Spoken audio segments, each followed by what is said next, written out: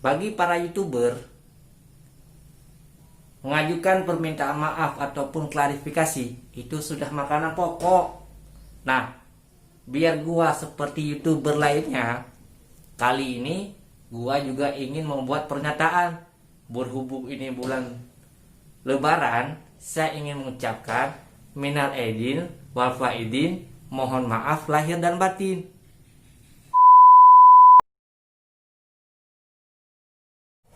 Teman-teman, pada kenal nggak kepada yang namanya Deddy Corbuzier?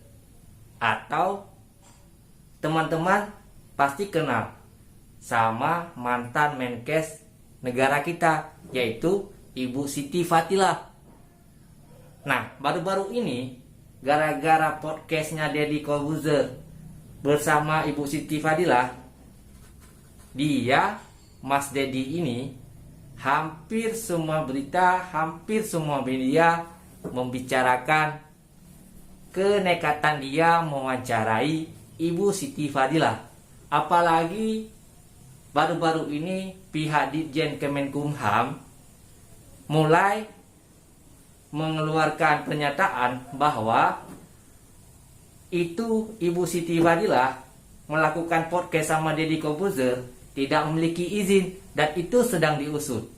Nah, bukan itu yang permasalahannya. Yang jadi masalah sekarang, gua nggak habis pikir. Nah, para buzzer-buzzer ini seakan-akan si Deddy ini salah benar. Sama begini maksud gua. Kalau memang Mas Deddy Corbuzier itu salah secara hukum, biarkan Mas Deddy menyelesaikannya sendiri dengan pihak yang berwenang. Untuk apa kalian bully? Loh, apa maksudnya dengan bully? Nah, maksud gua, kenapa ente-ente semua pada nyerang Deddy Corbuzier? Karena sok nekat, sok cerdas, smart power, atau apalah. Gua nggak ngerti.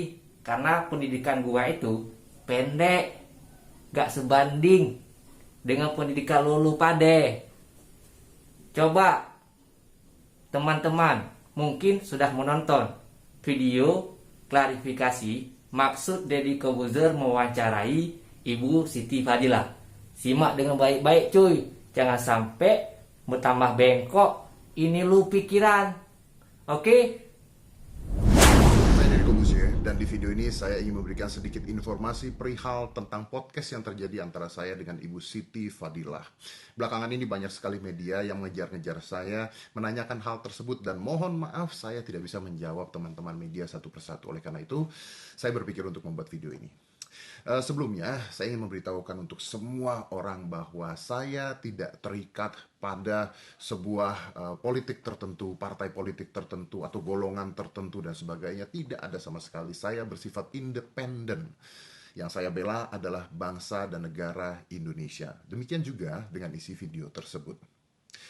Video yang terjadi adalah pada saat itu di rumah sakit ketika saya bersilaturahmi dengan Ibu Siti Fadilah dan saya meminta izin dengan Ibu Siti Fadilah dan diizinkan tanpa sedikit pun paksaan karena beliau menginginkan agar ada informasi untuk masyarakat Indonesia yang bisa membantu bangsa kita segera menyelesaikan pandemi COVID-19 ini. Video tersebut tidak mengandung unsur hoax, tidak mengandung unsur provokatif sama sekali. Video tersebut hanyalah sebuah informasi untuk masyarakat dan untuk bangsa kita untuk segera menghabiskan pandemi COVID-19. Mudah-mudahan.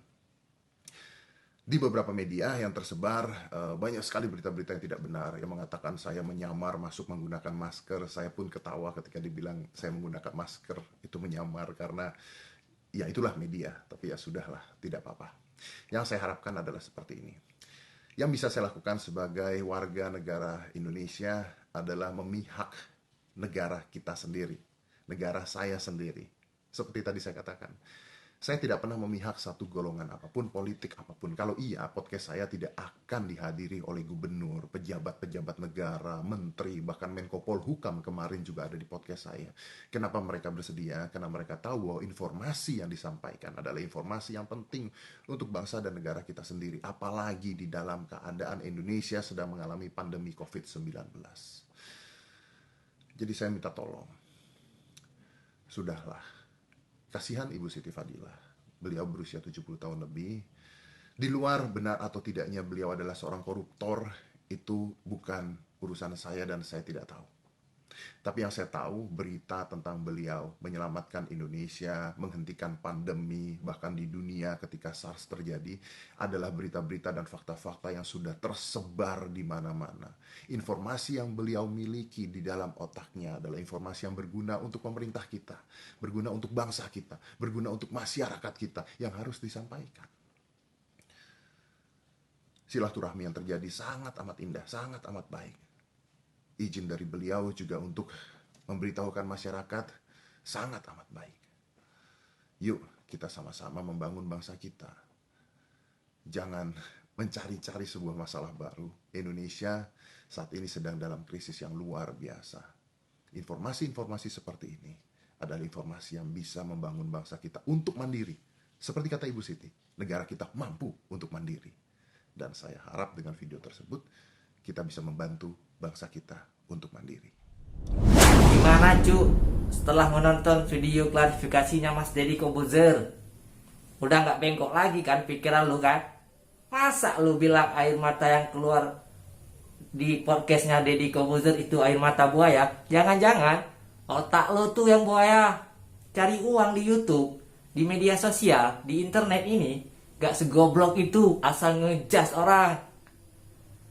Ya gua sekarang juga udah terjun ke YouTube. Ya seperti anjuran pemerintah, anjuran Pak Presiden kita bekerja di rumah. Oke cu, santuy.